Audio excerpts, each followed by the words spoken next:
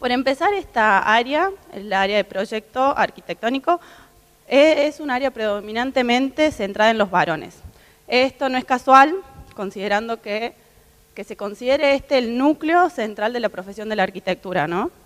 Según la encuesta que se realizó en Women in Architecture en mayo de este año, se notó que este es el área donde se encuentran las mayores dificultades para la mujer, tanto para desarrollar la profesión por diferentes cuestiones que se fueron hablando a lo largo de toda la jornada de ayer, ¿no? La precariedad laboral, la ausencia de permisos de maternidad, los horarios extendidos y la preferencia de muchos empleadores por los varones. Y sobre todo por la consideración de que la obra o la dirección técnica es una cosa de hombres meramente, ¿no? Y también, como comentó Zaida ayer, muchas de las áreas de proyectos de las mujeres se encajonó y se quedó sesgado en lo doméstico y en los espacios del cuidado y en el colectivo común muchas veces no se relacionan las mujeres con la dirección de grandes proyectos. Pero a pesar de todas estas dificultades, hay excelentes arquitectas que nos han dejado su ejemplo, como Delfina Gálvez, Flora Mantiola, Josefina Santos, Sara Gramática, María Victoria Besoñas, entre otras. Y hoy nos acompañan 4 reconocidas y premiadas arquitectas, que nuevamente me encantó conocerlas a todas. Está Eliana Bórmida, Mónica Bertolino, Andrea Lanciani y Valeria del Puerto.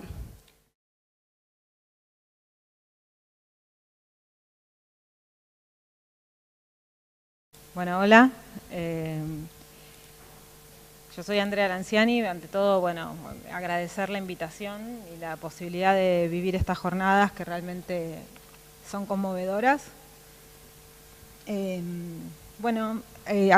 Nos pidieron al participar en esta mesa que pudiéramos enfocar la charla contestando algunas preguntas en común, entre las que estaban cómo se había llegado hasta a la carrera de arquitectura. Y en mi caso en particular llegué de un modo bastante lateral. Yo terminé el secundario y pensaba que iba a pintar. Ingresé a la Escuela de Bellas Artes y allí me encontré con este señor, Haroldo Lewis Smith, un maestro que abrió todo un mundo para mí, principalmente el mundo de la no figuración, el mundo de la abstracción y de la belleza de la forma. Él era una persona de cultura impresionante, había sido alumno de Bigatti y a través de él aparecía toda una cultura oral que se hilaba con el profesor de Bigatti, que había sido Bourdelle, y Rodin de Bourdelle, y entonces realmente era un placer compartir las clases con él. Y además había trabajado diseñando muebles con un ex Bauhaus y era un amante de la arquitectura. Con él visité por primera vez una obra de Chillida cuando llegó la muestra de Telefónica, cuando se privatizaron las empresas. Y en ese momento me pareció que claramente me tenía que dedicar a ser escultora y que la formación de arquitectura me podía servir para mi formación, y pensé que podía cursar algunas materias nada más. Y resultó que no entendía nada, entonces dije, bueno, no, voy a tener que parar mi formación en Bellas Artes, quizás dedicarle algunos años a la carrera y después, y resulté arquitecta, que todavía no sé muy bien qué es, me cuesta mucho decir que soy arquitecta todavía. Y como que hiciéramos una síntesis de lo producido, yo pensé, en realidad justo me toca hablar en un momento de transición en mi trabajo, que estoy formando un nuevo estudio, que ya hace un par de años que empezamos, pero que todavía estamos como siempre remando, haciendo más contratos de fideicomisos y aprendiendo toda la gestión que teniendo obra producida. Y por lo tanto voy a mostrar 4 de una serie de obras que realicé asociada a la oficina de Francisco Cadau en Campana, pero al mismo tiempo quería un poco mostrar cómo es que yo trabajo y entonces armé como esta línea temporal de mi formación y todo el trabajo que está en azul, que es el trabajo académico que vengo desarrollando en la cátedra de morfología de García Cano desde el 2000 más o menos, y es además el lugar en donde fui conociendo a mis diferentes socios, porque todos los trabajos que he hecho los he hecho con docentes de la cátedra, mis diferentes trabajos han sido con mis compañeros de la cátedra. Y bueno, en determinado momento mi trabajo con Francisco Cadao se vio atravesado por la crisis del cepo al dólar, por una serie de cuestiones. Yo había empezado a trabajar con él siendo soltera, en el medio me casé, de golpe me encontré con un hijo y ya ir y venir de Campana, el Chevalier, los choques constantes, el llamado por teléfono a mi madre para avisarle que no llegaba el horario en el que ya se había ido la chica que cuidaba, Manuel, se empezaron a volver imposibles de resolver, además de otra serie de cantidad de intereses personales, de cambio de rol sobre todo, de hacer otras cosas en otros lugares y con otros roles. Y bueno, a finales del 2013 tomé la decisión de renunciar a esa sociedad, que fue bastante difícil porque había puesto casi 7 años de trabajo con mucho corazón y de construcción de todo un espacio, que en ese momento ni siquiera tenía un espacio físico y ninguno de los dos cuando arrancamos a trabajar juntos lo hacía full time, sino que al mismo tiempo ejercíamos otros trabajos, qué sé yo, hacía trabajo 8 horas en otro estudio y nos juntábamos en la sala de profesores después de la materia a resolver cosas y después los fines de semana, y ahí sí hicimos las primeras 2 obras.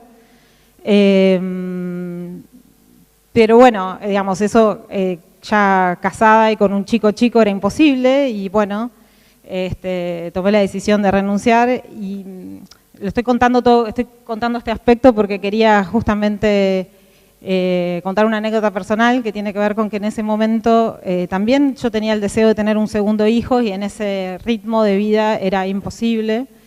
Ya había tenido un embarazo que había perdido enseguida, en el 2011, y una serie de episodios que la vorágine no me permitía registrar. Y esa posibilidad de decir, bueno, paro por un montón de otras circunstancias, me encontró con la posibilidad de tener mi segundo hijo y darme cuenta que había estado perdiendo embarazos y que ese ritmo de vida era imposible para al mismo tiempo cumplir estos otros deseos, cuando realmente en ese momento no lo tenía para nada claro. Y eso abrió todo otro campo de trabajo a partir de ese momento en otras universidades, con otros roles, un nuevo estudio en el que los hijos ya no son una aparición, sino que son un dato, y que por lo tanto forman parte de mi organización horaria, y con el apoyo de mis socios, de Ben y de Agustín, de efectivamente trabajar en mi casa para que yo pueda efectivamente trabajar con ellos y al mismo tiempo cuidar a mis hijos. Y que sin todo ese apoyo hubiera sido imposible.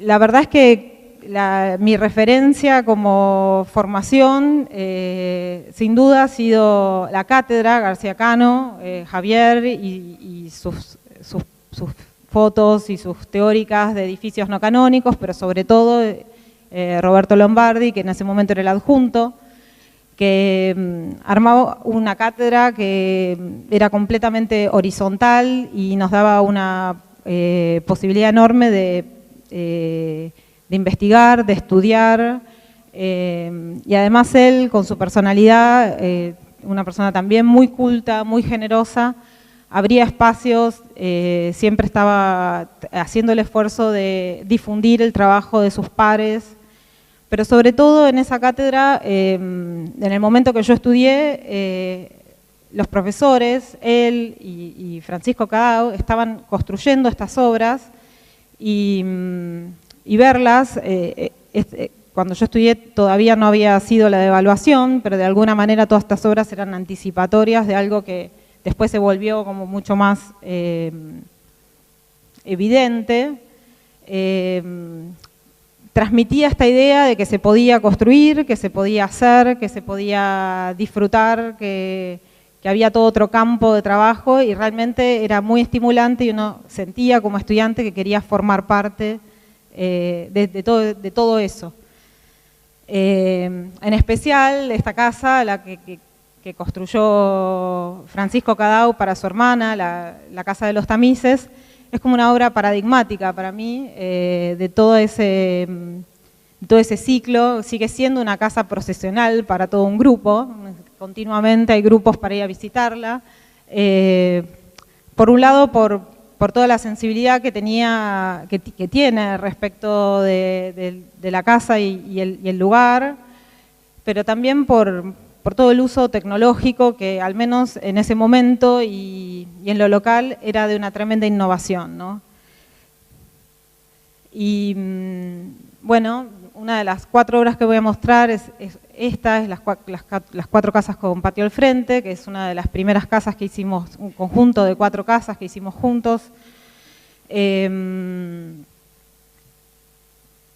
Cuando él me invitó a trabajar con él, la verdad que era un desafío, por un lado trabajar con una ciudad como Campana, que yo no conocía, pero también con él como un material de proyecto, en el sentido de que él ya venía desarrollando toda una línea de trabajo. Este conjunto, él ya existía el lote y ya existía como toda la idea de qué hacer con el lote. Y el trabajo que desarrollamos juntos consistió en todo el desarrollo material de la envolvente y todas las...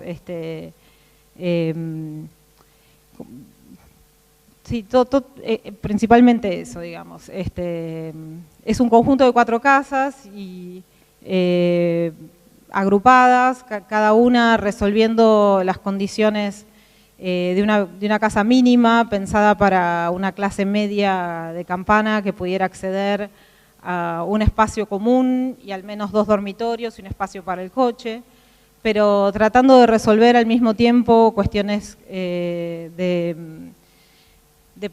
posible crecimiento de la casa, de posible esparcimiento de la casa. Y el desafío en este caso era como construir esta envolvente que de alguna manera disimulara en el escorzo las diferencias entre la baranda, digamos, de la terraza y el parasol de la planta baja, y al mismo tiempo trabajara con la tensión entre el conjunto y la vivienda propia, la unidad.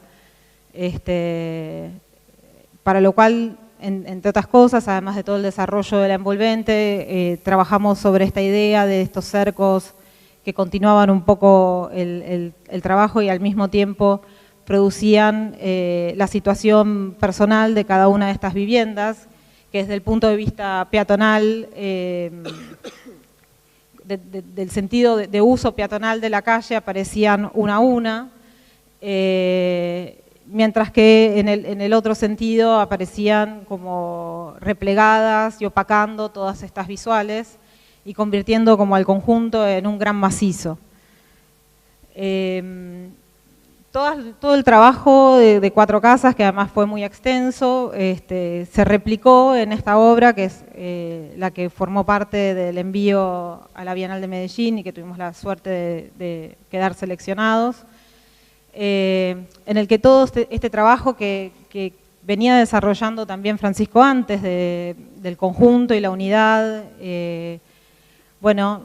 termina de consolidarse ya en todo un desarrollo tipológico de estas casas agrupadas, manteniendo esta idea del retiro del bloque para reducir el impacto del edificio sobre la calle y en cambio trabajar con todos unos elementos de mediana escala a nivel peatonal, agudizando en este caso aún más el contraste entre una parte y la otra, Pero sobre todo, bueno, dadas las condiciones de este lote y la ausencia de normativa en Campana, este conjunto en particular permite producir en este desplazamiento de los dormitorios una serie de especies de patios, aire y luz, a través de los cuales se ven los dormitorios hacia afuera, que permitió desarrollar todo un trabajo que después se volvió mucho más extenso y sobre el cual la Casa de los Tamices ya había empezado a trabajar, que era toda esta idea de los filtros, las cribas, la protección de la intimidad del espacio privado frente a la calle y sobre todas las cosas, a su vez, recogía todo el trabajo que ya él había desarrollado y que seguimos desarrollando sobre la combinación de una estructura húmeda tradicional combinada con estructuras metálicas muy esbeltas y invisibles que sostienen estos muros de ladrillos que funcionan como unas láminas bastante transparentes. Todo este trabajo, obviamente, siempre trabajamos de esa manera, como tratando de trasladar los problemas de una obra a la otra y viendo dónde aparecían las apariciones y dónde aparecían, dónde se podían recuperar todas las cosas investigadas en los edificios anteriores.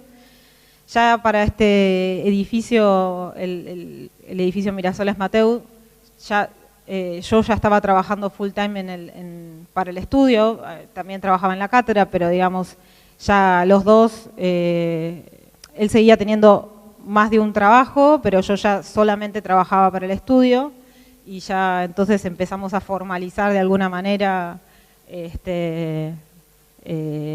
la relación laboral, con lo cual, bueno, tenía que ver justamente con poder hacer un edificio de otro tamaño, que permitiera, por lo tanto, cobrar otro tipo de honorarios, ¿no? Todo lo que venía relacionado con cambiar la escala de trabajo. Y de vuelta es un edificio que, por un lado, retoma otro edificio de Katzstein, pero que trabaja sobre este problema de introducir todos unos espacios intermedios entre los ambientes interiores y el exterior a través de todos estos tamices, de vuelta sostenidos con una estructura metálica. Y en realidad, bueno,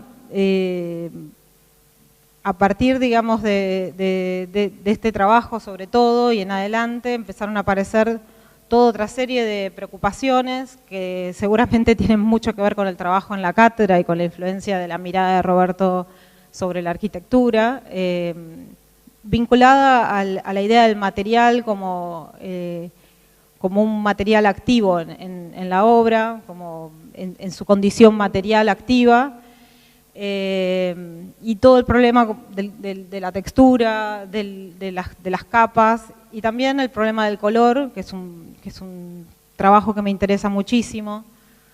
En esta obra apareció muy claramente y después se fue desplegando con mucha más certeza en los otros trabajos. Aparecía el premoldeado con su color visto, el color de la estructura metálica, el color del revoque, el color de las barandas, el color de los toldos, toda una serie de trabajos sobre este desarrollo cromático del edificio, que de nuevo creo que tiene mucho que ver con mi formación, pero sobre todo con toda la mirada italiana, el interés por la arquitectura italiana de Roberto Lombardi, y que en esta obra creo que es una de las obras en donde más se nota también como todo este esfuerzo que empezamos a hacer a partir de que tomamos noción de todo ese interés. Es una obra en la que en realidad yo, digamos, no la firmo, aparezco como una colaboradora, porque de hecho es una obra que Francisco fue desarrollando paralelamente y en la que yo entré en el momento de documentar toda la parte nueva, que es toda la parte, digamos, del primer piso, pero en el cual hubo un trabajo muy exhaustivo de de trabajar como el ladrillo, el granito fiamatado, un hormigón con un tratamiento químico para que aflore la piedra, diferentes tonos de verdes y de marrones, como todo ese trabajo cromático es una de las obras en las que más nos detuvimos en ese tema, que a mí me parece interesantísimo. Y por otro lado, es una obra muy característica de todo un trabajo que al que yo le presto muchísima atención y me interesa muchísimo, que es el trabajo de la documentación, que parece siempre como un trabajo un poco secundario, generalmente no es un trabajo que aparezca firmado, pero que a mí me parece fundamental, interesantísimo y que disfruto muchísimo.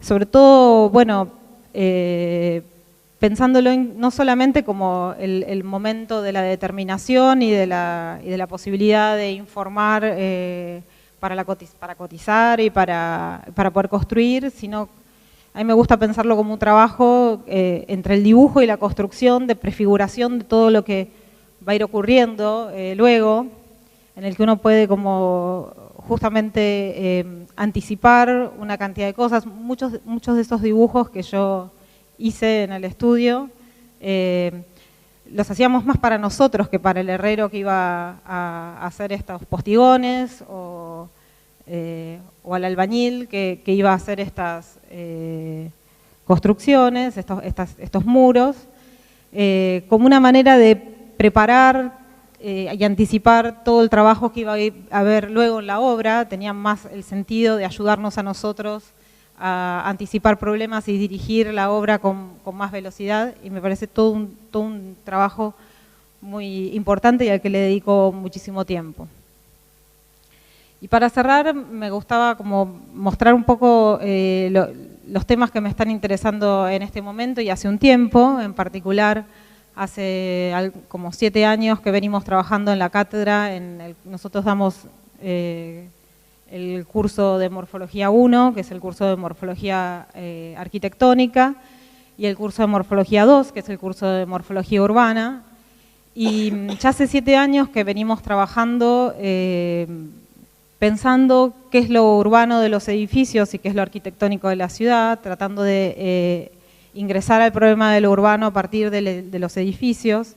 De nuevo, obviamente, a pesar de que ya para ese entonces Roberto Lombardi ya no formaba parte del equipo porque había podido abrir su cátedra propia, había dejado la huella, dejando toda una bibliografía que todos nos encargamos de leer, entre ellas, obviamente, la arquitectura de la ciudad de Aldo Rossi.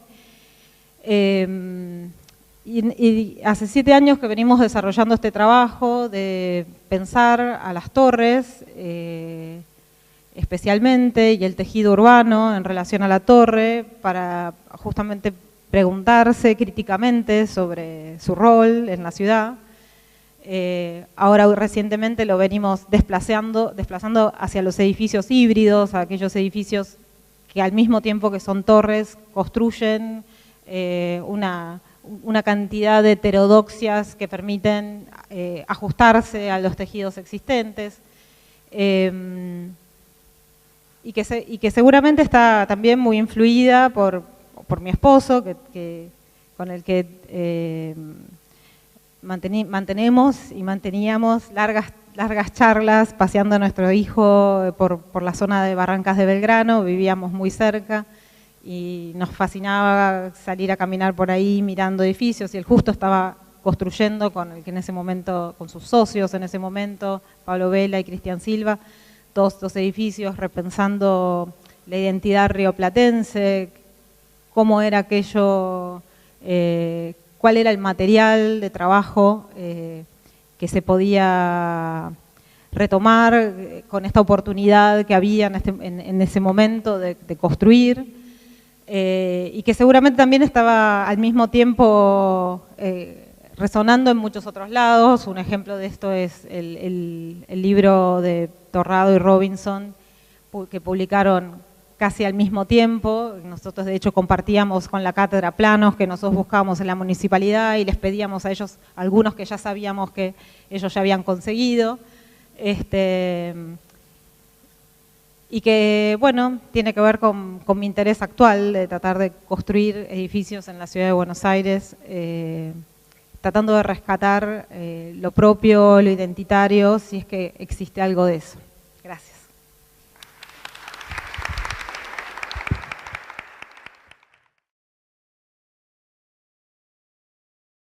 Bueno, en principio, antes que nada, quería agradecer a Zaida, a Inés, a Florencia, a Cayetana la invitación a participar en estas jornadas que son largas, pero son muy, muy interesantes y me parece que suman mucho, que hacen falta.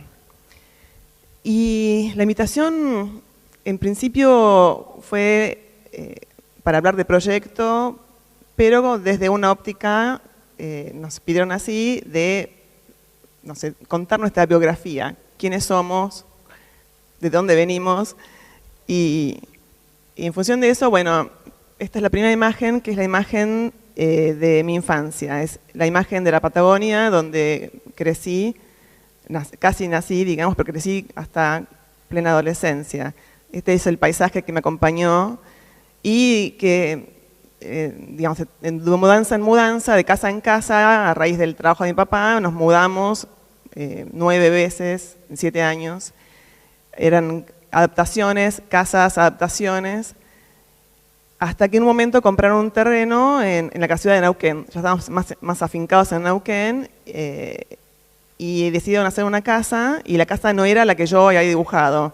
Había pensado en una casa que a los 8 años había dibujado esa casa en un planito en planta, en papel cuadriculado, y la gran frustración de que decidieron hacer otra casa y me explicaban cosas, por ejemplo, que para hacer una casa hay que estudiar. Hay que estudiar porque si no, se pueden caer las paredes, se pueden caer los techos. Y yo decía, por favor, qué ridículo que están diciendo. O sea, pueden inventar una excusa mejor, pero ¿cómo se va a caer un techo? Bueno, pasaron los años y en la adolescencia, casi sin pensarlo, en forma natural, se fue dando que en un momento dije, bueno, voy a estudiar arquitectura, sin tener familiares cercanos, arquitectos, sin tener, no conocía a ningún arquitecto, pero imaginaba más o menos qué podía hacer la arquitectura. Ya viviendo en Buenos Aires, año 84, diseño 1, es la explosión, todos los talleres nuevos de la democracia, 40 talleres, cada uno con su propuesta, era euforia total. Empecé en el taller de Miguel Ángel Roca y ahí me quedé toda la facultad. Para mí fue fundamental en mi formación ese taller, me marcó profundamente mi manera de entender la arquitectura, mi manera de entender la ciudad. En esa época no era tan usual que se hablara de la ciudad, que el arquitecto hacía ciudad. Y eso es lo primero que nos quedó de la primera charla. Ayer nos acordábamos con Zaida de la primera teórica de Miguel, de ese primer año 84, que duró 6 horas. Y las siguientes duraban 4 o 5, y bueno, y estábamos porque eran importantes y hablaba de todo, de historia, de filosofía y también de arquitectura. Mis docentes, por ejemplo, eran Fernando Díez, fue mi docente de grupo, y el JTP, Carlos Barrado. O sea, se imaginan lo que era esa época. Después de la facultad armamos un grupo con Miguel y unos compañeros de facultad, un grupo, una especie de estudio para hacer concursos, para empezar el camino de la profesión. Y este fue, digamos, el primer edificio que construimos, que es Coconor Fútbol 5, se llamaba, y es una cancha de fútbol con un lugar, nada más, un edificio chiquito en la Costanera. Una forma pregnante para tener una identidad, una presencia en el vacío, el contexto frente al río. Pero también con la idea de hacer que un edificio privado fuera más público, que fuera accesible y apropiable. Entonces toda esa escalinata llevaba a un mirador que era para todos, para toda la ciudad, como una especie de abrir un edificio privado al público. A ver si me olvido de algo. Un hito para nosotros importante fue el concurso de Ciudad Judicial que ganamos junto con otros estudios. Fuimos 3 estudios que nos asociamos y en el año 99, obviamente no se construyó, pero a nosotros nos dejó una marca importante como que podíamos hacer algo que fuera interesante y que se reconociera entre los colegas. Después, más o menos en esta época, estaba también el proyecto de armar una familia y fue justamente alrededor de estos años que con Bernard armamos una familia y nació Manuel. Manuel, nuestro hijo, que es, junto con la enorme alegría de tener un hijo, es el malabarismo que recién hablaba Andrea, de compatibilizar la vida personal con la vida de familia, con la vida del trabajo. Igual yo tengo que decir que mi caso es particular porque mi marido es muy gamba, digamos, y que compartimos las cosas con la misma responsabilidad. Para las tareas de la casa somos los dos, estamos los dos. Después, a ver, pasamos. En el año más o menos 2007, más o menos, me empecé a involucrar en las instituciones de los arquitectos de la Ciudad de Buenos Aires, en la Sociedad Central de Arquitectos, a partir de empezar a trabajar en las comisiones de concursos, en la Comisión de Cultura y en el Consejo Profesional desde el rol de consejera. Una de las cosas que me pidieron en un momento, que me hice cargo, fui la curadora de una revista que se llamó El ADN del CEPAU, quiere decir quiénes son los matriculados del Consejo. Y ahí, bueno, yo descubrí una serie de cosas que las que no tenía conciencia, por ejemplo, de que las alumnas en la facultad son el 55% de las mujeres, que cuando las matriculadas menores de 30 años son también el 55%, pero ya entre los 40 y los 50 pasan a ser el 35% y después pasan a ser el 23%, alrededor de los 50, 60 años.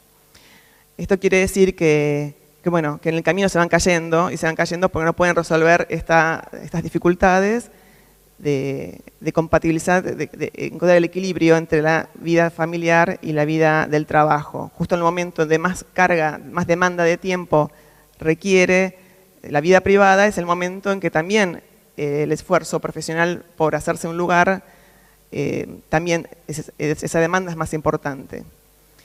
Y bueno, creo que hay muchas cosas por hacer, más allá de temas individuales, que uno puede decir que fue ayudado, digamos, que en el camino de la vida de cada uno puede organizarse de manera individual su vida y resolver problemas y cuestiones. Hay temas que son sociales y tienen que ver con todos, hombres y mujeres, que sería bueno y es hora de que encontremos la forma de resolverlos a nivel social, a nivel económico, a nivel estatal. Bueno, voy a mostrar una serie de cosas, de imágenes, de fotos. Dentro, como contaba hace un ratito, ese estudio que formamos Miguel y unos alumnos en el año 90, éramos unos cuantos, estaba Horacio Sardín entre ellos y aún hoy seguimos siendo socios, después de 25 años. Voy a mostrar imágenes del estudio, de trabajos del estudio, proyectos y obras, algunas sumando otros socios, según, digamos, pueden ser algunos Roberto Frangella, Bárbara Berson y demás. En este caso es el Hotel Vista Sol Iguazú. Es un hotel enfrente de un lago muy, muy grande, que intenta, digamos, se fragmenta en el espacio, una gran superficie, un terreno enorme, para disolverse en fragmentos. La naturaleza es parte fundamental, armamos unas pérgolas, cubiertas con vegetación autóctona, que proveen sombra a cada uno de los lugares. Estas son las habitaciones. Intentamos que este lugar, que es un hotel de unas habitaciones y espacios de uso común y de centro de convenciones y de spa y compañía, permitan que la comunión del hombre con la naturaleza tenga un lugar, sea posible. Por eso, a través de las pérgolas, de las pasarelas y estos muelles que organizamos, siempre cubiertos con estas pérgolas con una cubierta vegetal, sea posible el vínculo entre la naturaleza y el habitante, el ser humano. También estas pérgolas permiten que la incidencia del sol no sea muy importante, mitigan el impacto del sol, del calor, y hacen que se puedan acondicionar de una manera más natural, a través de los sistemas tradicionales, como por ejemplo los ventiladores y las corrientes cruzadas. Para los mismos clientes, unos españoles, este es un proyecto de un hotel en Calafate. También la idea es mitigar el impacto de lo construido sobre la naturaleza. Por eso organizamos siguiendo la pendiente natural del terreno, la tierra patagónica es un manto que cubre casi la totalidad del edificio. Esta cubierta, por un lado, hace que el frío y el viento no tengan tanta incidencia, y también que la huella de lo construido sea casi imperceptible. O sea, uno ve a vista de avión y casi este edificio no existe. En los espacios de uso, o sea, los salones, las habitaciones, armamos unos invernaderos, que son los espacios intermedios, que también mitigan el efecto del frío y permiten que, digamos, se erigen en lugares de contemplación de la naturaleza, lugares intermedios de transición entre el interior y el exterior. Ahí se ve, en este caso, el invernadero, que también las puertas se abren de noche y se cierran de día, cosa de que logren conservar el calor para cuando lleguen los habitantes a la habitación, abran la ventana y esté más calentito el lugar.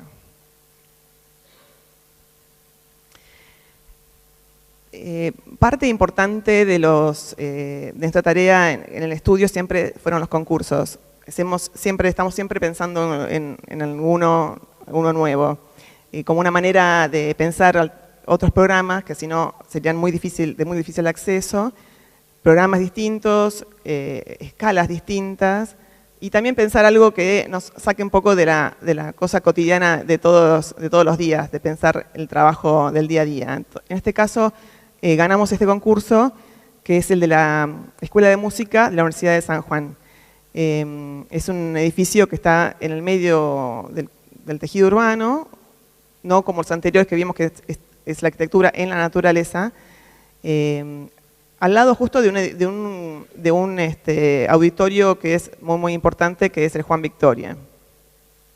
Este edificio es entonces un contenedor rectangular unificador donde organizamos una especie de mano abierta que encierra unos patios también cubiertos con pérgolas, con parras sanjuaninas, que permiten que la luz, el calor, que es muy fuerte, la amplitud térmica en San Juan es enorme, y la luz es muy importante, la luz es muy clara y es casi enceguecedora, sea filtrada a través de esas pérgolas y llegue a las aulas y los talleres de una manera en que sea posible trabajar normalmente. Todas la geometría también tiene que ver en este caso con cuestiones de acústica, paredes con curvas, que no hay ángulos rectos, las paredes que van quebrándose en una geometría particular. Adelante se ve hacia abajo una una pérgola enorme que es la Rambla, le llamamos la Rambla de la Música, que es el lugar de acceso y un lugar de reunión, de encuentro, donde los chicos se pueden poner a improvisar y darles un lugar previo al acceso, de llegada y de encuentro. Allá se ve un poco más lejos el edificio del auditorio y unas acequias que tienen que ver con la idea de San Juan, Mendoza, un poco menos, más, en San Juan están casi abandonadas, no están funcionando como en Mendoza, pero bueno, nosotros intentamos recuperarlas. Está en construcción, por suerte, empezó el año pasado en la primera etapa.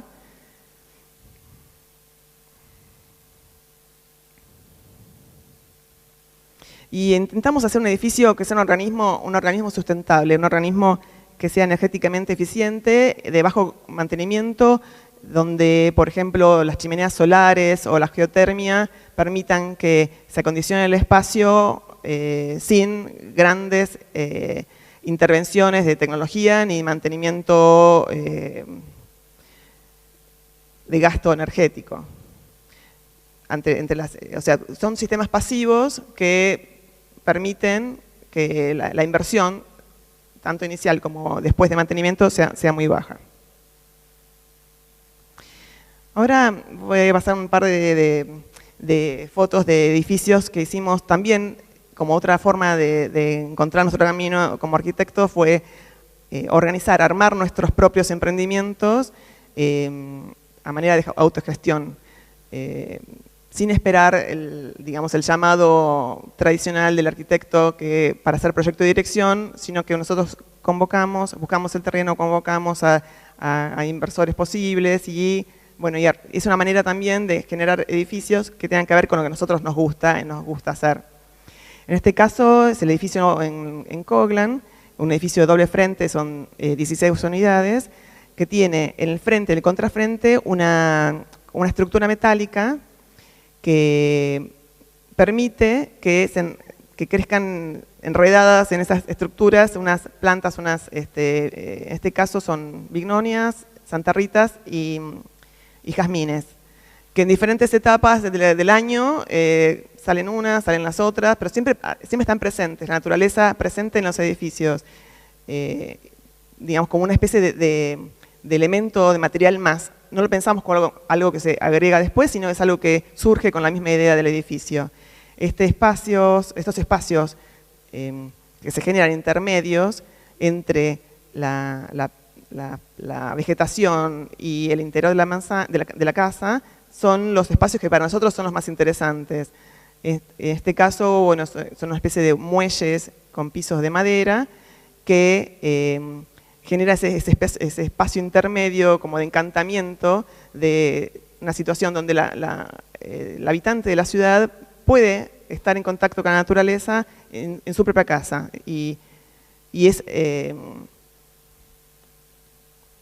Acá, por ejemplo, tenemos una imagen de invierno. Esto es invierno porque están las bignonias. Los materiales que usamos son materiales que se expresan como son. O sea, el hormigón visto, y ese hormigón tiene sus imperfecciones. Esto que se ve así como una textura rara es cerámico roto. Son materiales austeros, son materiales que se expresan como son y no intentamos que haya artificios, que sea lo que nos importa es otra cosa. Estas son las pasarelas internas en el patio que vinculan el frente y el contrafrente y también son amplias y permiten que sean apropiables. Ahora en estas fotos son casi del principio y después resulta que se llenaron de plantas, de bicicletas, los vecinos se encuentran en estos lugares y se conocen. Este es el contrafrente. En este caso es un edificio que sí son dos etapas. Primero, terminamos el edificio, se vendió el terreno del lado, así que bueno, dijimos, hacemos la otra parte. Son 24 unidades y un marco metálico que una estructura metálica que enmarca el frente del edificio, por donde también crecen bignonias para armar este espacio, esta especie de artefacto bioclimático de transición entre el exterior público y el interior privado.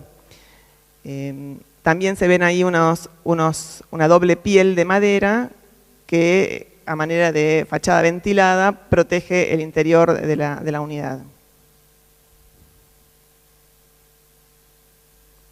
Crecen fácil las plantas. Hay algunos, también la planta baja, con los servicios, también armando como unos volúmenes de medidores, etc. Acá se ve, la planta se ve del lado de la izquierda, hay dos unidades que fueron integradas, pues es un caso particular, pero la planta típica es un contenedor de 60 metros cuadrados donde sin vigas, y es una planta flexible. Tiene en el centro un cilindro que es el baño y que organiza perimetralmente los diferentes espacios de una manera flexible. O sea, hay algunos que lo dejaron como un loft, otros hicieron dos ambientes, otros 3 ambientes. Los fueron adaptando cada uno a sus necesidades. Es como una planta determinada que permite que sea apropiable por cada habitante a su manera. También se permite cambios futuros, o sea, que se pueda adaptar los cambios de las familias a lo largo de los años. Este es el caso, acá hay uno, por ejemplo, uno de estos cilindros que está revestido en alucobond, otros lo hicieron con diferentes colores, pinturas, materiales. En este caso es un hotel que queda en el microcentro, en un terreno muy, muy angosto de 5,60 metros de ancho. Es un hotel de 16 unidades, de 16 habitaciones, y el desafío era hacer que sea un lugar agradable en el medio de la calle Suipacha y Marcelo T. de Alvear, donde pasaban en ese momento colectivos, el ruido, una calle angosta. Entonces propusimos hacer una piel verde que cubra la fachada, la cubierta y un patio. En este caso son aquebiaquinatas y jazmines que se enredan en unos filamentos curvilíneos, así que toman un espesor que filtra el murmullo, los ruidos urbanos, las miradas desde el exterior y la temperatura, la fachada que da al oeste. Intentamos que esto sea un oasis dentro de la ciudad, un paisaje hostil. Y desde dentro es como se percibe esa sensación de estar en otro mundo.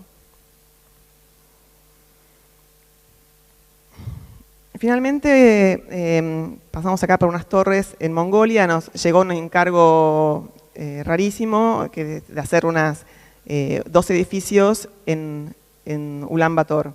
Ulan Bator es la capital de Mongolia, es la capital más fría del mundo, digamos. Tiene temperaturas que van desde en invierno 45 grados bajo cero y en verano 35 sobre cero, o sea, tiene una amplitud térmica enorme. Entonces pensamos en eran 2 torres, una para hotel y apartamentos, y otra era para mixto, ¿no? Oficinas y banco. Entonces dijimos, bueno, vamos a hacer unas torres distintas, unas torres con, digamos, una economía de recursos, de materiales, y que tengan que ver con las torres, pensamos torres vernáculas, torres que tienen que ver con las posibilidades de este lugar, que no son las mismas posibilidades que tienen los chinos. Se ve ahí las carpas, son las yurtas, que son las casitas, las carpas, digamos, donde vive el 30% de la población aún hoy, es nómade. Y desmontan la carpa, la suben al auto y se van a otro lugar, la montan y así. Tienen 7 metros de diámetro y en el medio hay un fueguito. en invierno. Y en verano se levanta, como se ve ahí en el esquema, se levanta la parte de abajo y cruza el aire y se generan corrientes cruzadas. Entonces, bueno, dijimos, vamos a intentar aprender de la sabiduría de las yurtas. Entonces organizamos estos volúmenes, son muy puros, de ladrillos muy gruesos, son muros de 70 centímetros de espesor, pero intervenidos con estas cajas, que son unas cajas como unos invernaderos, en voladizo, donde en invierno que concentran el calor, o sea, tienen doble vidriado, triple vidriado hermético, tanto hacia afuera como hacia adentro, y en invierno concentran el calor, y en verano son espacios ventilados. Al tiempo que también, siempre lo pensamos con invernaderos, con plantas, obviamente, esas plantas también generan una humectación del ambiente que es extremadamente seco, en el clima muy seco. Este es el caso del hotel. Este está en construcción. Digamos, son clientes complicados. No sé si los clientes o la relación es complicada entre nosotros y son culturas muy distintas, y entonces todo lleva más tiempo y todo lleva una gestión más importante. En el contexto de la ciudad de Alan Bator es una ciudad que no tiene espacios públicos, no tiene plazas, las calles, la gente no camina por las calles, no hay veredas. Entonces intentamos también ofrecer en las plantas bajas con funciones que sean apropiables por la gente, o sea, jardines públicos, galerías de arte, cafeterías, un bar literario. Un poco algunos detalles de estos cortes. En manera de síntesis, ya cerrando, nosotros intentamos encontrar un equilibrio entre el espíritu del tiempo y el espíritu del lugar. El espíritu del lugar, del sitio, en un sentido amplio, un sentido que involucra tanto el clima, el contexto, el paisaje, la ciudad, el barrio, la identidad de las raíces, con el espíritu del tiempo, que es el ser contemporáneos y la cosa global. Intentamos hacer una buena síntesis de esos dos ejes. Y bueno, buscamos hacer una arquitectura sensible, como decía recién, al sitio, al contexto, a los recursos disponibles, tanto económicos como naturales, y bueno, y trabajando desde nuestro lugar, que es teniendo conciencia de que es el rioplatense, el lugar del rioplatense y del latinoamericano. Bueno, nada más.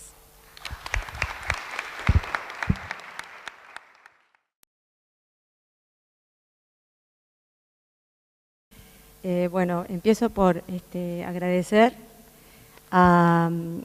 por esta convocatoria tan enriquecedora.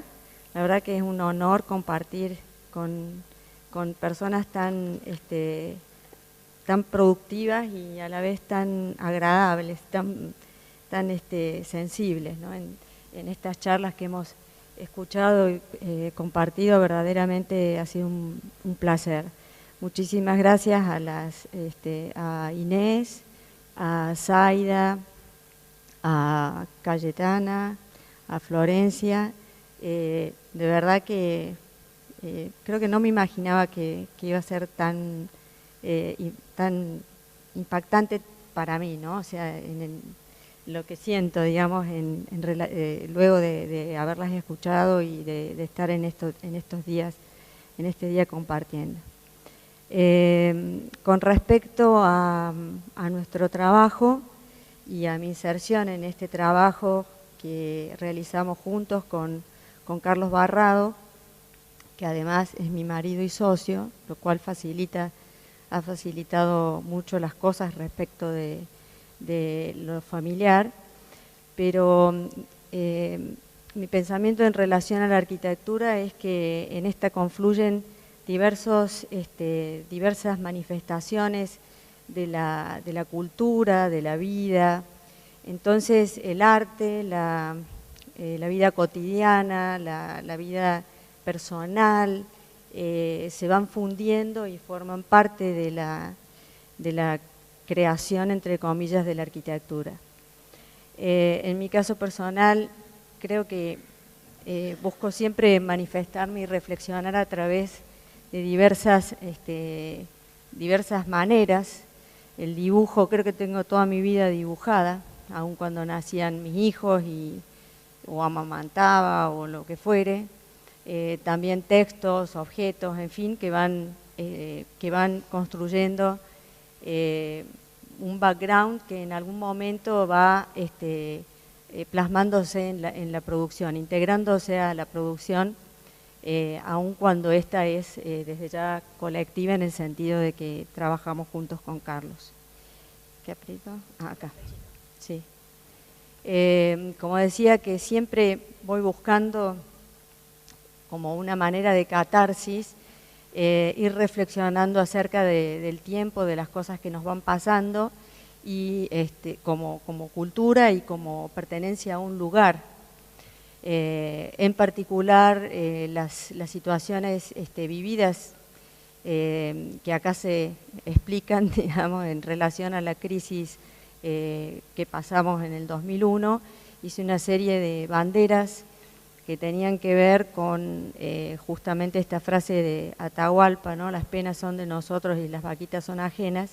Hice una serie de banderas encerrada en el estudio en un momento que estábamos todos bastante choqueados por lo que pasaba, pero al mismo tiempo mi hijo más chico tenía mononucleosis y Carlos se había desgarrado jugando al tenis. Entonces estaban totalmente fritos, digamos, en casa con un calor terrible. Y mi manera de reflexionar sobre la situación y todo fue encerrarme y pintar, sin ventilador porque la pintura era látex y se me secaba. Entonces, siempre ha habido esta digamos, referencia en tanto mujer y en tanto, no sé, como algo habitual. No sé si pensaba... Creo que agradecí, en un primer momento, creo que muchas veces pensé que insertada en un plano laboral era preferible ser hombre, muchas veces pensé eso, pero agradecí tanto y agradezco tanto ser mujer y tener la posibilidad de haber tenido hijos que creo que eso marca un pensamiento muy fuerte que, bueno, que evidentemente uno no lo puede separar de la condición, ¿no? O sea, mi condición humana no está separada de mi producción, ¿no? Y a través de eso puedo reflexionar sobre diversos temas. Otra reflexión larga también fue Modulor contraataca, que fue una reflexión acerca de este héroe de la modernidad, un héroe proporcionado, áureo, puesto a funcionar en la desproporción de una realidad bastante poco áurea. Y desde allí le inventé una serie de amantes a Modulor que le reclamaban cosas, reflexioné acerca de su inadaptabilidad, incluso para sus propias cosas. En fin, el discurso es largo, empezó en el 95 y por ahora sigue con, estos son el Modulor cordobés, si alcanzan a leerlo, me es más fácil que leerlo yo, ¿no? Porque me da un poquito como de pudor leerlo, no sé. ¿Me querí decir? ¿Ah? ¿Me querí decir cuando vaya a bajar de la argolla? ¿Vos? ¿Que no doy más? ¿Estás acá? Este sí es bastante feminista. Acá que está llamando a Modulor, anda a buscar urgente a la Euclide, al Aquile, que tenemos la mano de obra para terminar el Partenón. Y se va mezclando el humor, las situaciones personales, en fin, todo forma parte en sí. Yo disfruto mucho de trabajar y me gusta reírme cuando trabajo mucho, me gusta disfrutar. lo cual no quiere decir que no pasemos situaciones de mucho estrés, porque evidentemente que el trabajo y hacer muchas cosas a la vez, como dar clases y trabajar en el estudio, llevan mucho tiempo, ¿no? Y a veces me siento también, igual que todos, bastante estresada.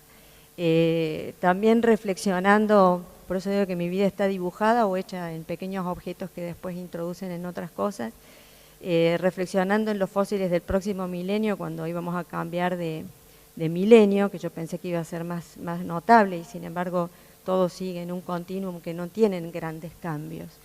Pero pensaba que en ese momento, y leyendo a Beatriz Arlo, de la vida cotidiana, y de cómo era una familia de la clase media en ese momento, las cosas que se planteaban, las cirugías, etcétera, las siliconas, etcétera.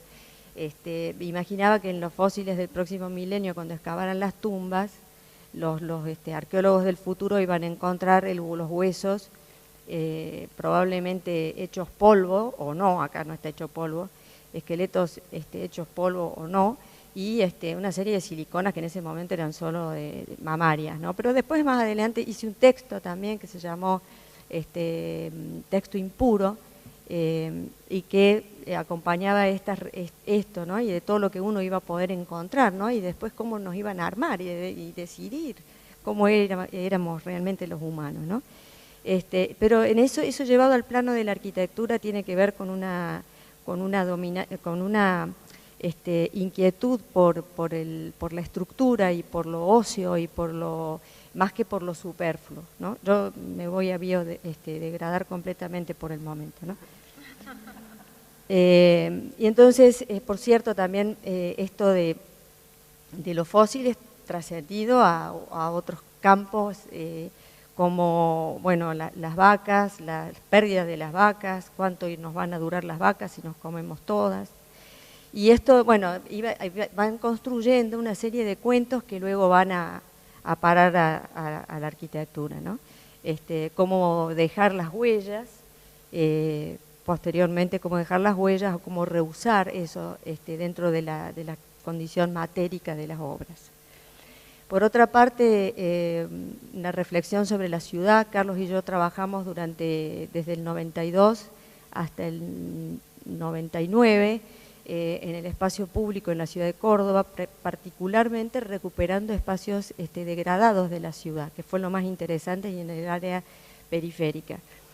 Por lo tanto, esto nos dio como una perspectiva de ciudad muy pregnante en nuestro trabajo, y que sigue actualmente y que va canalizándose en otras, también en la enseñanza y en acciones concretas que realizamos tanto desde el estudio como también en lo académico.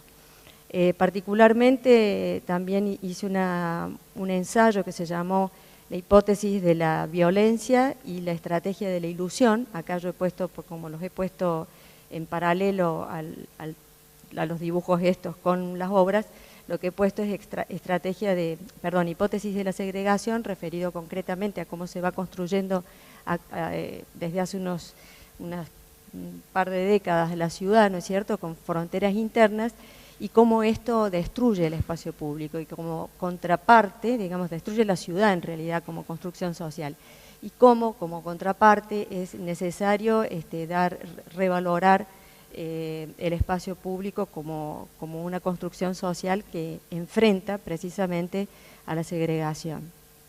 Casi todos los ensayos son dibujos y textos, por eso no entran en ningún canon, digamos, no entraba, bueno, ahora quizás sí, pero bueno, Modulor son dibujos y textos, los ensayos sobre la violencia son dibujos y textos, bueno, y los fósiles son dibujos y textos, es decir, no hay algo que sea, digamos, que encaje en algo tradicional, por llamarle así. Con esto hicimos una serie, bueno, solo algunas plazas que muestro, como del año 96, ensayando a hacer chorros desde el piso. Yo, por cierto, me imaginaba que íbamos a hacer una nube, así, que eran los chorros fantásticos, que a la noche robaron los aspersores, así que bueno, los chorritos siguen así. Esta es una foto mucho más actual. Este es un performer que hay, que hace de varias cosas dentro de la ciudad de Córdoba normalmente, y no fue para sacar la foto, sino que realmente estaba allí. Y hay, en este caso, es una de las tantas, también recuperaba espacios abandonados de la ciudad.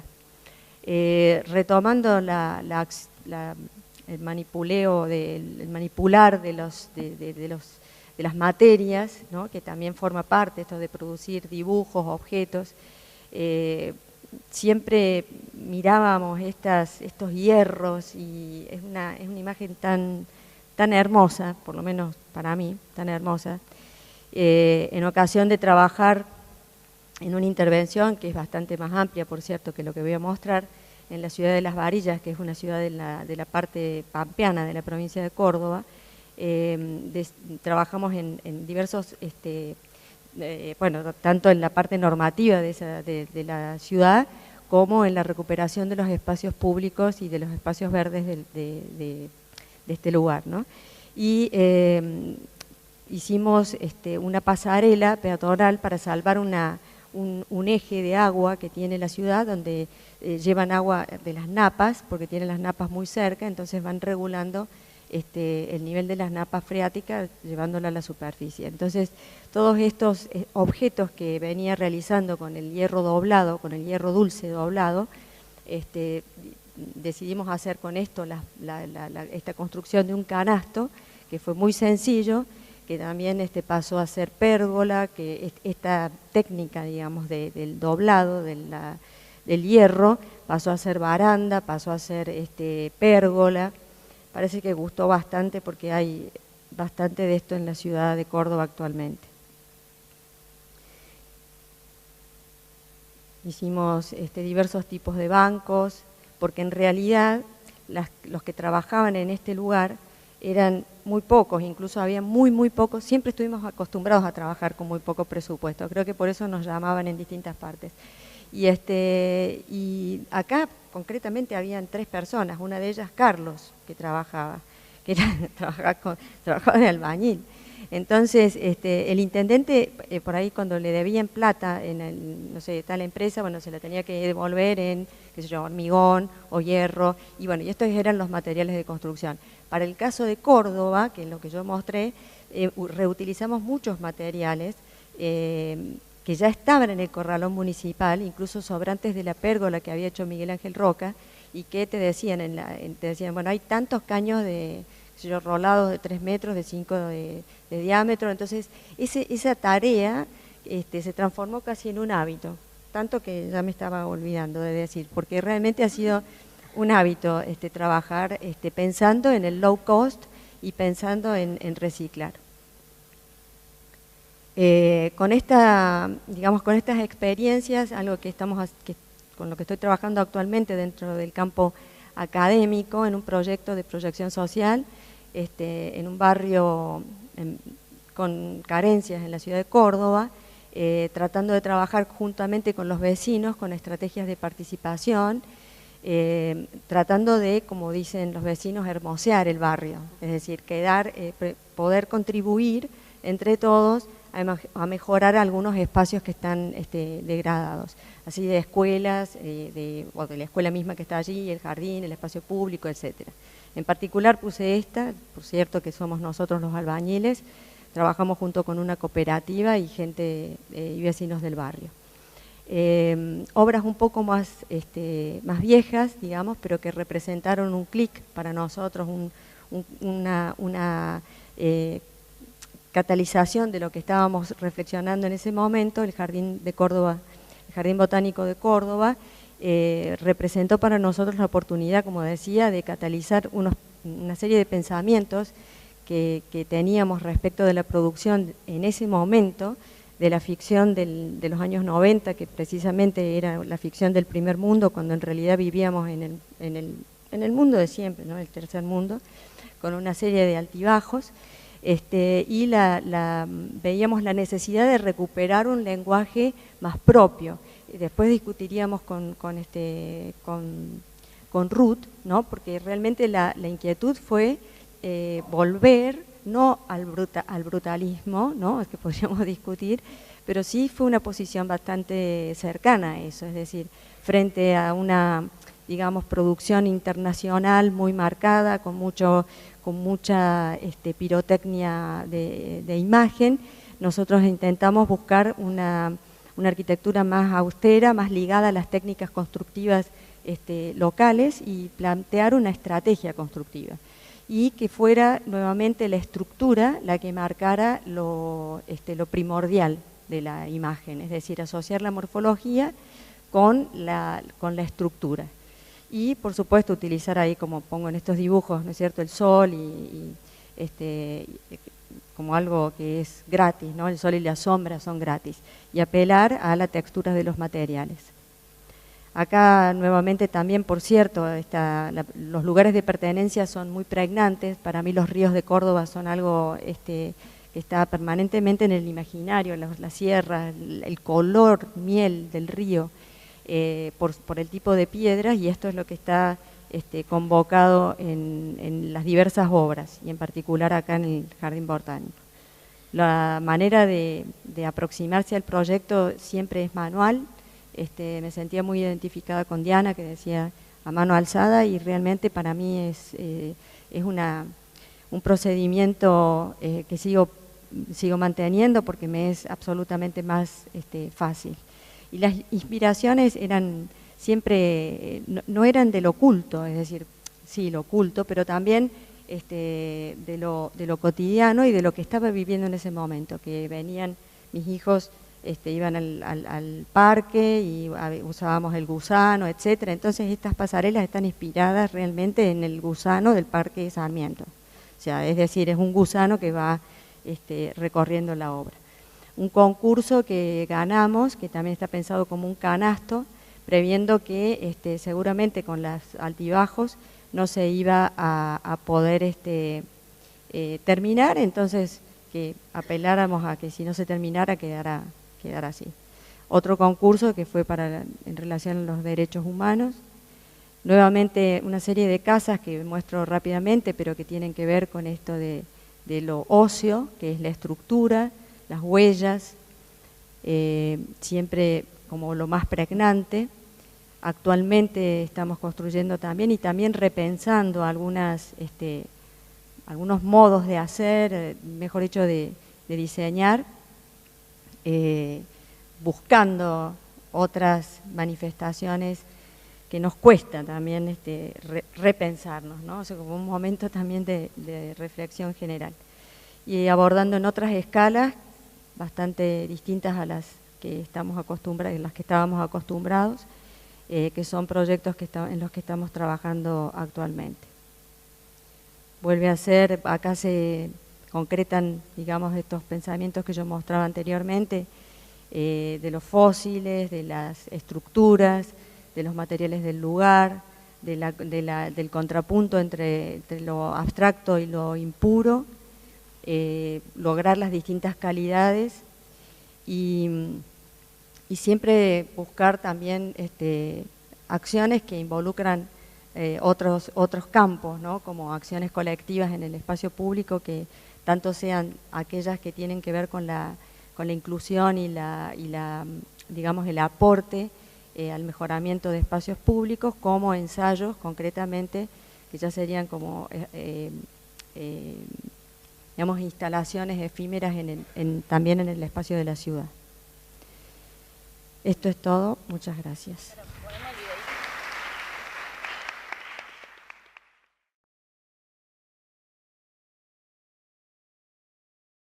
Realmente, después de todas estas exposiciones, uno se va dando cuenta qué complejo, qué ecléctico, qué variado y qué rico es el mundo femenino, porque entre toda la intelectualidad del primer día y toda esta producción de trabajo y de práctica que abarca tantos campos, uno se va dando cuenta que los motivos de este encuentro son realmente muy prometedores y que ya están dando fruto, aunque quizás todavía nadie sea capaz de sacar alguna conclusión, pero uno internamente va viendo que las conclusiones están a flor de piel. Bueno, por supuesto, lo primero que hago es agradecer a las organizadoras de este encuentro que tienen la intención de reunir a mujeres para reflexionar acerca de lo que estamos haciendo, de cuál es nuestro papel, qué espacios estamos ocupando y qué aportes estamos produciendo dentro del campo de la arquitectura.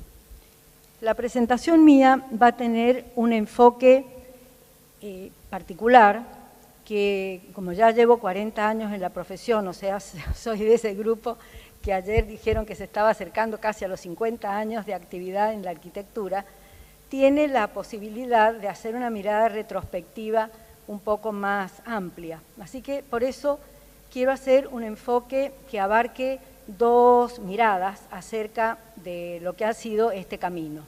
El primer enfoque va a ser a la manera formal de una especie de currículum vitae, es decir, lo que uno dice formalmente de lo que ha hecho.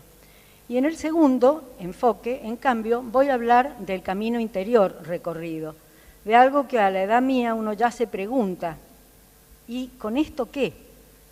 ¿Por qué? ¿Cómo llegué? ¿Para qué? Y al fin de cuentas, ¿a dónde me ha llevado y dónde estoy?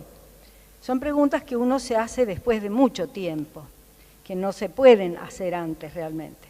Bueno, así que primero, para hacer este contrapunto, que en realidad es una complementación, hago una breve referencia a mi trayectoria profesional a modo de currículum.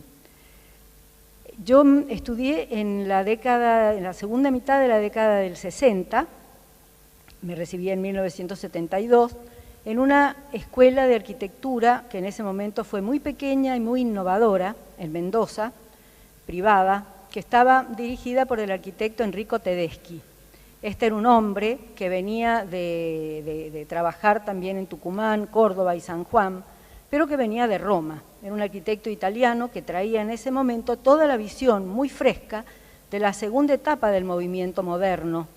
O sea, esa etapa en que este movimiento ya había perdido todo el esquematismo y ese grado profundo de abstracción que había tenido en su origen, y que en ese momento, en cambio, estaba muy comprometido como un hecho cultural asociado con la historia, con el territorio, con la gente. Junto con Tedeschi trabajaron en ese momento otros arquitectos mendocinos en la facultad, que se habían formado, porque no había todavía otra facultad de arquitectura, se habían formado especialmente en Córdoba, en San Juan, algunos poquitos en Buenos Aires.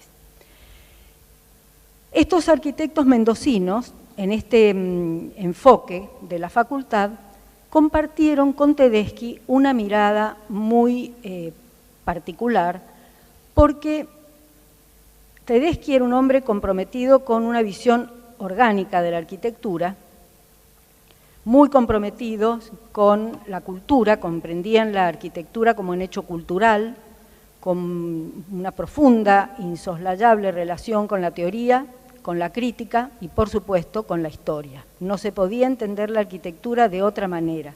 O sea que el aspecto del diseño objetual estaba muy presente, porque siempre lo ha estado en el movimiento moderno, pero por el otro lado estaba la fuerte impronta de la arquitectura como un hecho cultural y referido a la cultura, sobre todo, del territorio.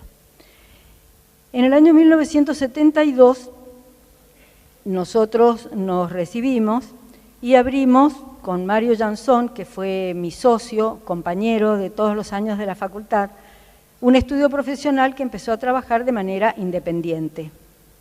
Hasta el día de hoy trabajamos juntos, a pesar de que en el camino nos hemos divorciado, pero como profesionales y colegas seguimos bien al frente de un estudio que tiene mucha gente joven.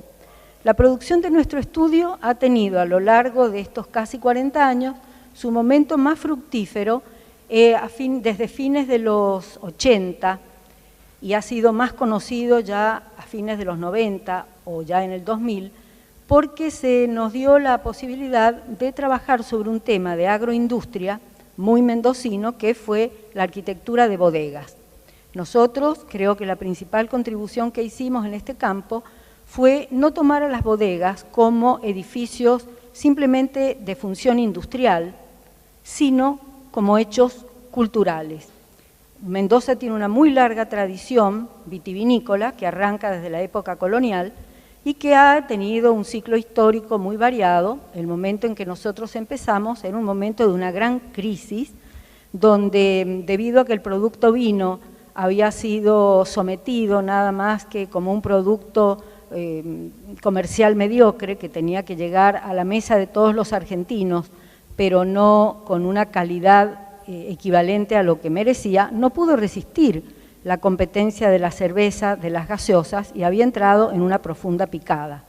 Cuando nos llegaron los primeros proyectos de vino, de bodega, nosotros pensamos, con esta visión culturalista, digamos, de la arquitectura, pensamos que era necesario darle un vuelo que lo dignificara otra vez como producto y que lo hiciera entender mejor en su verdadera calidad, como fruto de un trabajo humano y como fruto de una tierra en particular. Entonces hicimos, tanto desde la universidad, en forma particular, yo que hice una carrera docente intensa, como desde el estudio, construimos una especie de base de pensamiento y de reflexión que nos permitió hacer una obra muy paradigmática a fines de los 90 y que abrió un camino hacia la arquitectura del vino entendida como un hecho cultural que permitió incorporar también toda la sociabilidad del vino, que no era industria, sino que venía relacionado con el enoturismo, un fenómeno que empezó a surgir en ese momento y que nosotros contribuimos a darle su lugar, y que, bueno, finalmente ha sentado las bases para que nosotros pudiéramos hacer después muchas más obras de ese tipo y otros arquitectos también pudieran desarrollar una arquitectura del vino sobre esta misma plataforma conceptual, cada uno a su modo, pero a partir de esta profundidad de la mirada. Toda esta producción finalmente nos permitió alcanzar una distinción muy importante después de 40 años de trabajo, que fue un premio Conex hace un par de años, en el año Conex 2012, que más o menos, bueno, como cerraba todo este esfuerzo de la vida profesional, con lo cual se cerraría un currículum vitae. Pero ahora vamos a hablar del otro enfoque, del enfoque del camino interior, que como les digo es un contrapunto del otro, es un complemento y es lo que nunca se escribe, pero es lo que ahora a esta edad ya me animo a desnudar delante de otras personas, sobre todo cuando son otras mujeres.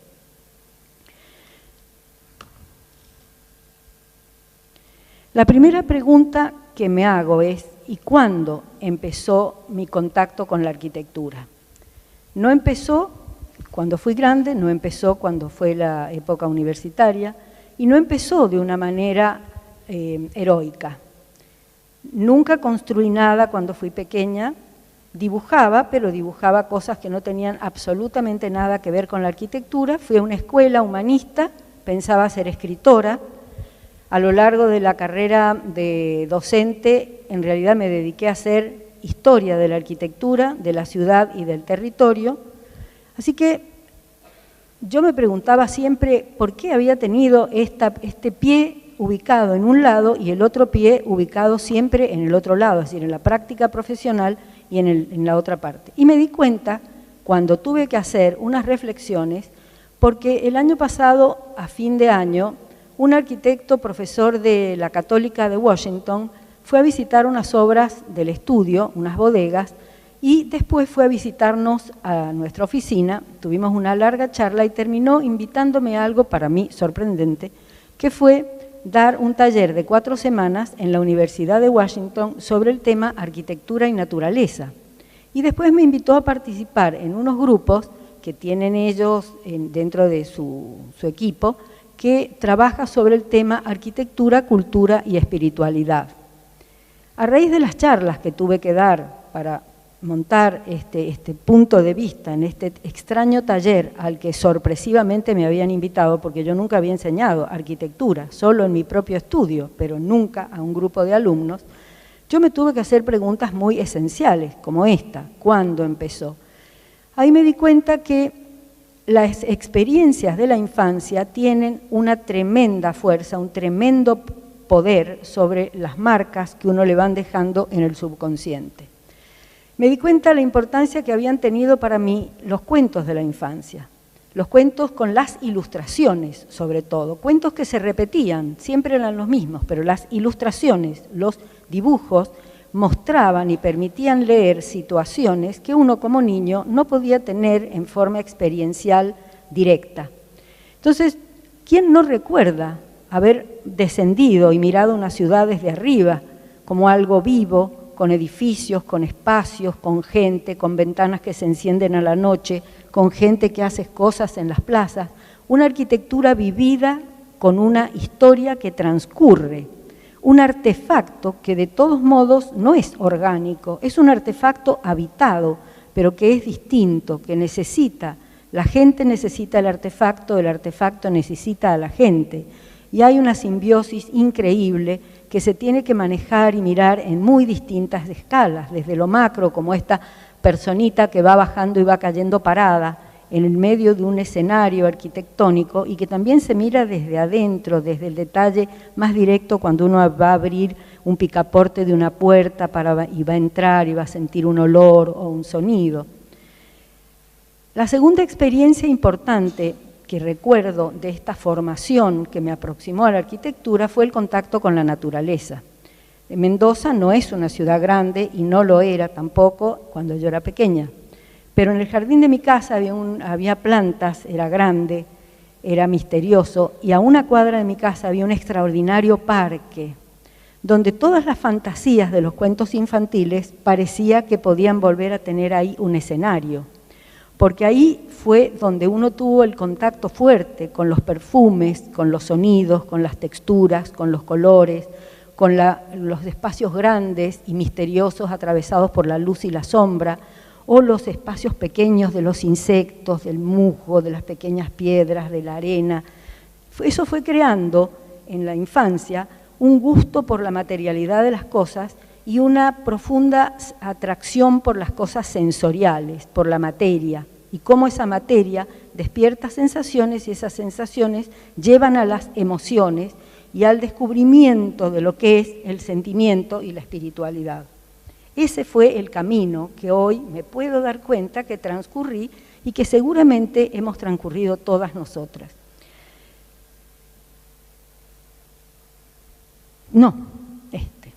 Cuando por primera vez salí de la casa y de ese parque vecino y recuerdo haber recorrido la Mendoza real, la Mendoza del desierto, no me gustó. Era hermética, desteñida, muy seca, incomprensible, no se parecía en absoluto a los cuentos y no la entendí y la rechacé. Mucha gente de ese tiempo no salía fuera del oasis que nosotros habitamos, un oasis hecho a fuerza de regar y de trabajar, porque toda Mendoza es montaña y desierto, y los mendocinos hemos rechazado siempre el desierto, como rechazamos el sol intenso y nos gusta la sombra. Pero la comprensión de lo andino me vino después, en la época de la universidad, y después, cuando uno empezó a entender que la geografía andina estaba atada a otras cadenas montañosas que un poco más al norte habían tenido unos desarrollos culturales increíbles, unos asentamientos potentes como habían sido las culturas del Tiahuanaco y más tarde las culturas del Tahuantinsuyo, o sea del Incario, y de las cuales nuestra región había sido heredera. Esa fascinación por lo andino empezó a crecer, a germinar y a crecer cuando empecé a entender mejor qué significaba la cordillera de los Andes como espacio geográfico y cultural. Y ni qué decir cuando uno empezó a viajar y a andar por adentro de estos escenarios extraordinarios como el Machu Picchu, donde la arquitectura y la naturaleza están unidas al cosmos, donde hay un paisaje humanizado, culturalizado, como el que nos había enseñado el arquitecto Tedeschi. Ahí fue entendiendo la importancia que tiene la geografía, la cultura, la historia, las experiencias personales, las sensaciones y eso que confluye en un conjunto que después llamamos la percepción. Y esa percepción es la que me fue dando algunos criterios de valoración sobre el hecho arquitectónico y lo que estaba haciendo, que fueron, pienso, bastante personales. Criterios de valoración de la arquitectura. La otra experiencia muy fuerte que tuve fue cuando Liliana Rainis, cordobesa, de todo ese extraordinario grupo que formaban Marina Weissman y todos ellos, enseñaron lo que era la arquitectura dogmática, la arquitectura de la tratadística, la historia de la arquitectura europea, con su espacio interior, que yo no había conocido en aquella otra arquitectura sudamericana, que no tenía espacios interiores, sino espacios exteriores, en una estrecha simbiosis, difícil de decirle a dónde está la diferencia y la separación entre el adentro y el afuera, la tierra y el cosmos. En cambio, esta arquitectura europea era tan intelectualizada, tan geométrica, tan euclidiana. Y ahí empecé a entender algunos otros problemas, como el problema de la estructura, de la escala y de lo que significaba el desarrollo, la evolución histórica de una línea de la arquitectura, la historia de esa arquitectura, la historia de los dogmas arquitectónicos. Bien, ahí entendí también el material, la construcción, el valor del detalle, el peso del tiempo, la magia y la levedad de la luz, pero también lo azaroso del efecto del tiempo y de todas las circunstancias que van marcando la obra. Total, que al cabo de todas estas experiencias, terminé pensando que a mí me daba igual si la arquitectura era de ahora o de hace mucho tiempo. Todo lo que me importaba era de qué manera esa arquitectura representaba algo para mí y de qué manera me movía o me conmovía. Me daba lo mismo si era una arquitectura muy antigua, si era una arquitectura medieval o si era una arquitectura contemporánea. Sinceramente, no tenía preferencia. Todas me interesaban desde el punto de vista de lo que simbolizaban, de lo que representaban y de lo que me conmovían. En esas circunstancias estábamos en el estudio y en mi vida personal cuando de repente llegó un cliente inesperado, que fue el vino.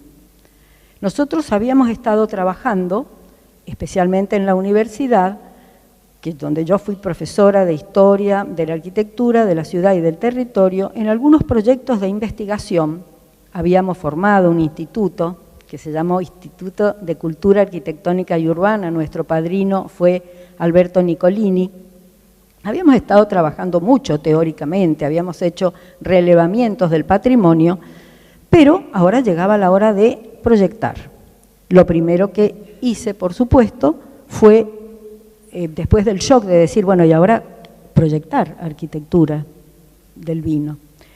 Fue estudiar qué era el vino, porque aunque uno vive en un territorio del vino, proyectar algo te pone en un conflicto. Había que estudiar técnicas nuevas de vinificación, porque la bodega mendocina y el vino mendocino necesitaba posicionarse en los mercados globalizados, donde había una fuertísima presencia del viejo mundo y el nuevo mundo se estaba haciendo un hueco.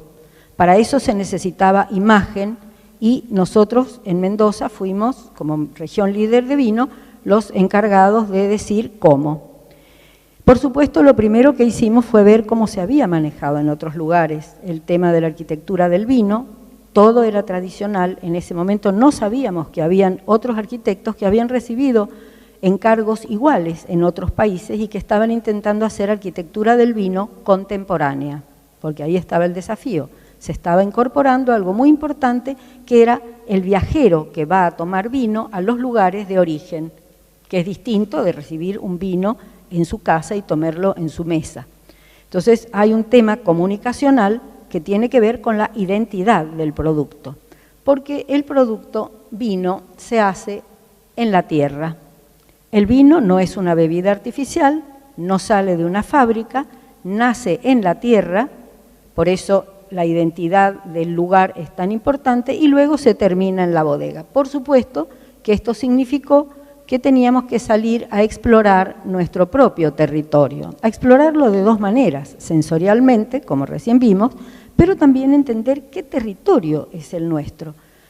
Entonces, nuestro territorio está enganchado en la cadena andina y por el otro lado tiene geopolíticamente una marca muy importante porque está en el centro de la cruz del antiguo eje andino y del corredor bioceánico. Mendoza siempre ha tenido una posición estratégica de tradición y de vanguardia. Por eso en ese momento había que estar a la altura de las circunstancias. El territorio nuestro entonces está marcado por la cordillera de los Andes, la inquietante Mendoza, del desierto y el agua. Del agua que baja por las grietas sísmicas y forma canales dentro de una tierra que está formada por estratos aluviales de áridos, de piedras que ruedan de la montaña. Los materiales de Mendoza son los áridos. Este es un mapa de Mendoza.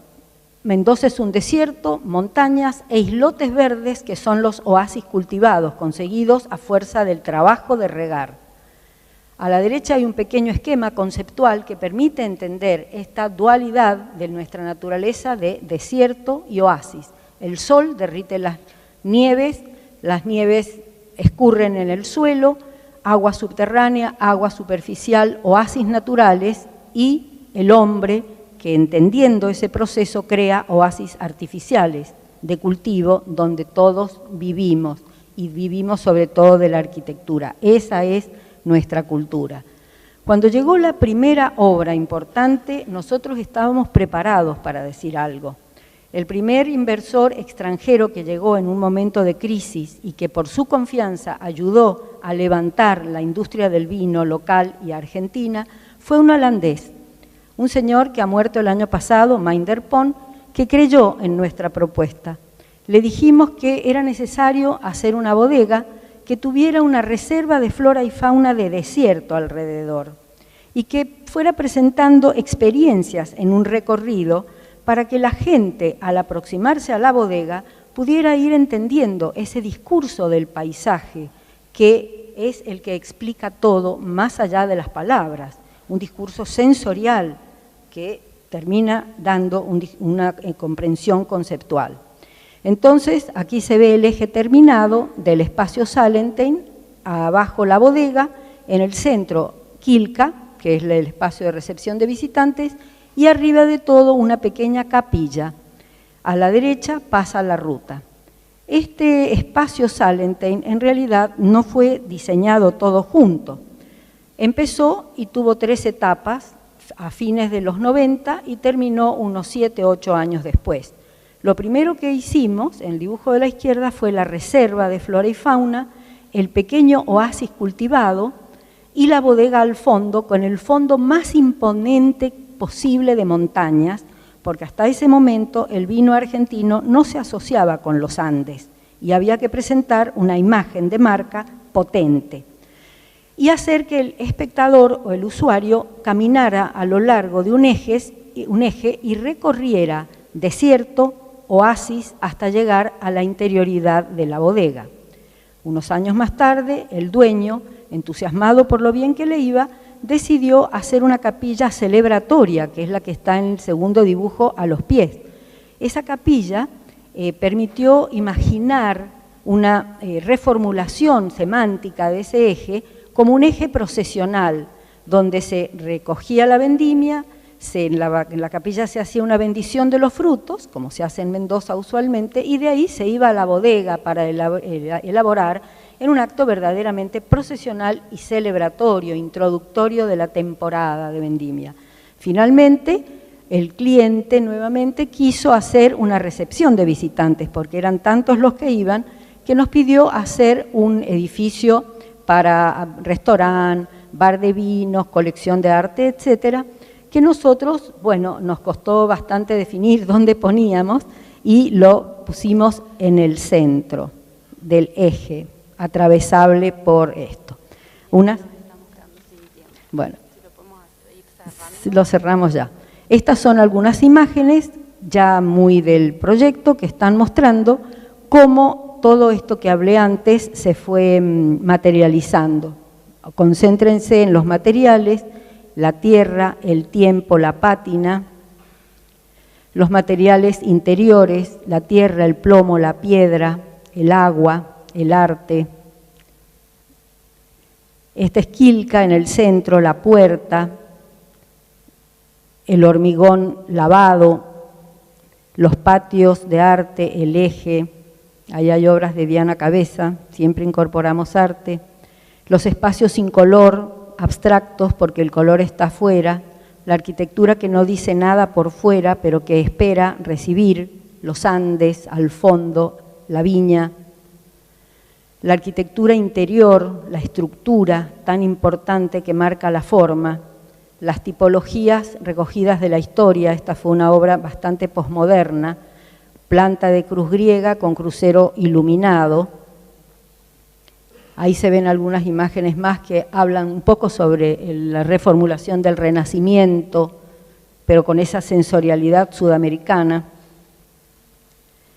Y era finalmente la segunda obra que marcó el principio de lo que continuamos muchos años haciendo después, que ha sido reformular estas ideas iniciales con formas diferentes porque los clientes han sido diferentes y se ha tenido que dar una imagen de marca particular en cada caso, pero siempre bajo el paraguas de una identidad mendocina y andina.